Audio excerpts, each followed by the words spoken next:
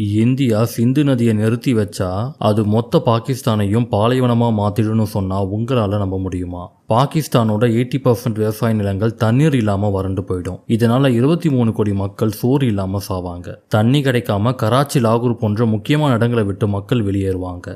நதியிலிருந்து கிடைச்சிட்டு வந்த மின்சாரம் நின்று போய் நாடே இருட்டில் மூழ்கும். கோதுமை, பருத்தி, அரிசின்னு எதையுமே அவங்களால அறுவடை பண்ண முடியாது.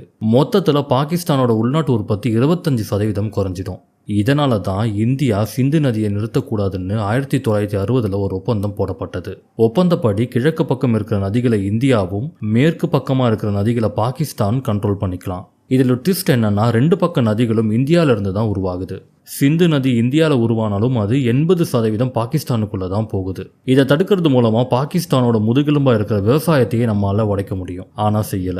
இந்தியாவால இப்போதைக்கு பாகிஸ்தானுக்கு போற தண்ணியை ஃபுல்லா நிறுத்த முடியாது. காரணம் என்னன்னா, அதுக்கு நிறைய டேம்ஸ் தேவைப்படுது, நிறைய இன்ஃப்ராஸ்ட்ரக்சர்ஸ் தேவை. அதை பண்றதுக்கு சில வருடங்கள் கூட ஆகும். அது வரைக்கும் இந்தியாவால பாகிஸ்தானுக்கு போற நதியை நிறுத்த முடியாது.